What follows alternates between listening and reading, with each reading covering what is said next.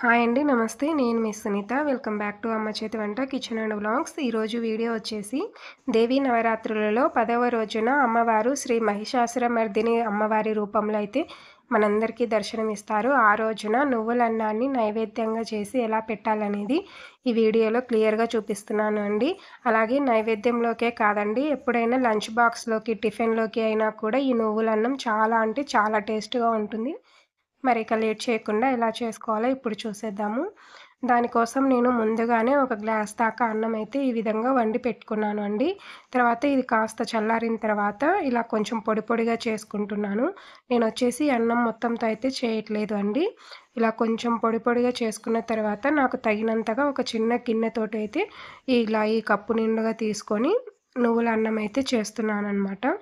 తర్వాత ఇప్పుడు స్టవ్ పైన ఒక పాన్ పెట్టుకొని అందులోకి ఒక టేబుల్ స్పూన్ దాకా పల్లీలను వేసుకొని, పల్లీలనేది మంచిగా దోరగా లోపల దాకా వేగేంత వరకు కూడా ఈ విధంగా అయితే బాగా ఫ్రై చేసుకోవాలండి. ఇలా ఫ్రై అయిన తర్వాత ఇందులోకి 1 టీ స్పూన్ మినపప్పు, 1 టీ స్పూన్ శనగపప్పు, అలాగే కారంకి తగినంతగా 3 ఎండుమిర్చి, అలాగే కొంచెం కరివేపాకు, అలాగే ఒక టీ స్పూన్ జీలకర్ర ఇవన్నీ వేసుకొని మంటని లో ఫ్లేమ్‌లో పెట్టుకొని ఈ దినుసులన్నీ బాగా వేగేంత వరకు ఒక అర నిమిషం పాటు బాగా వేయించండి.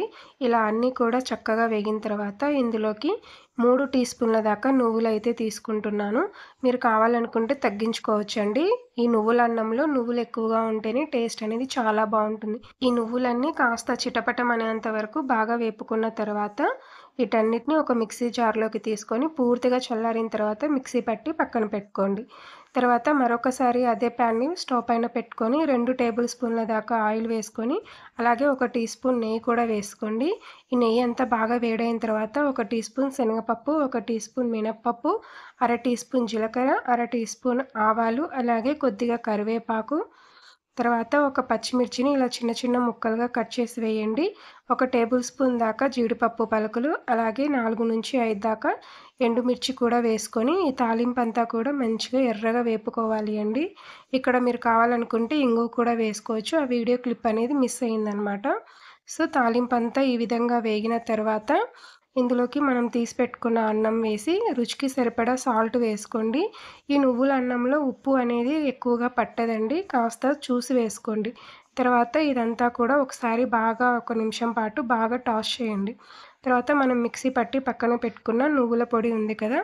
ఆ కారప్పొడి అంతా కూడా ఇందులో వేసేసి మరొక 2 నిమిషాలు ఈ నువ్వుల పొడి అంతా కూడా అన్నంకి బాగా పట్టే విధంగా బాగా కలపండి.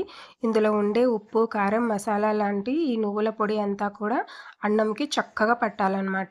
ఆ విధంగా 2 నిమిషాల పాటు బాగా కలుపుకున్నామంటే ఉప్పు, కారం అన్నీ కూడా చక్కగా పడతాయి.